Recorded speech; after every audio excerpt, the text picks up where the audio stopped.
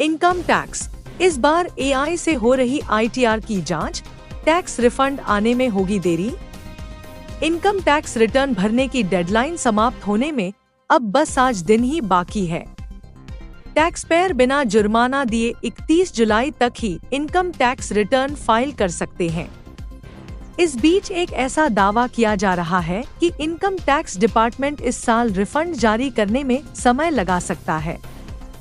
सबसे पहले आंकड़ों को देखें तो वित्त वर्ष 2023 से 24 या आकलन वर्ष 2024 से 25 के लिए इनकम टैक्स रिटर्न भरे जाने का नया रिकॉर्ड बन सकता है। टैक्स पेयर तेजी से इनकम टैक्स रिटर्न फाइल कर रहे हैं और आंकड़ा 5.5 करोड़ के करीब पहुंच चुका है।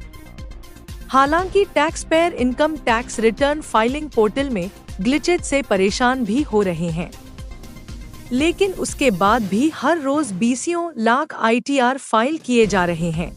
इनकम टैक्स फाइलिंग पोर्टल के डैशबोर्ड के अनुसार चालू सीजन में अब तक 12.45 करोड़ टैक्स पेयर्स ने अपना रजिस्ट्रेशन कराया है।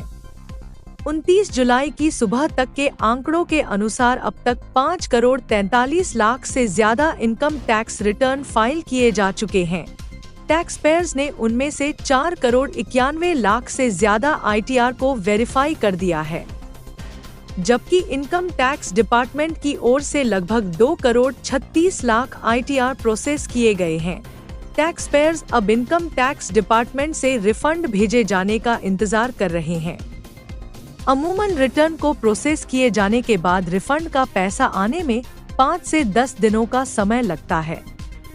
इस बीच इक्वाई के गोल्ड मेडलिस्ट चार्टर्ड अकाउंटेंट आनंद लोहार ने दावा किया है कि टैक्स पेयर्स को इस साल रिफंड पाने के लिए ज्यादा इंतजार करना पड़ सकता है।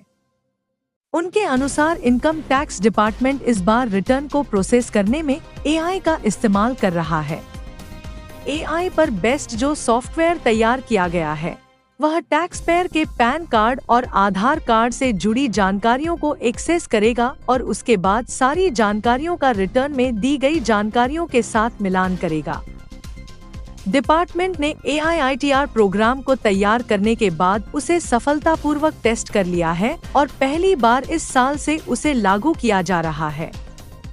लोहार का कहना है कि डिपार्टमेंट इस प्रोग्राम की मदद से टैक्स पेयर के आधार व पैन कार्ड से जुड़े डिटेल के अलावा सभी घोषित व अघोषित बैंक खाते, एफडी, अन्य बचत योजनाओं में निवेश, संपत्तियों की खरीद बिक्री, गाड़ियों की खरीद बिक्री, विदेश यात्रा, क्रेडिट कार्ड ट्रांजैक्शन आदि की भी जांच की जाएगी।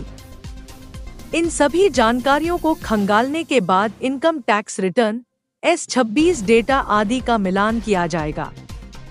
उनका दावा है कि डिपार्टमेंट की ओर से सभी आईटीआर को जुलाई के आखिरी सप्ताह या अगस्त के पहले सप्ताह में प्रोसेस कर दिया जाएगा।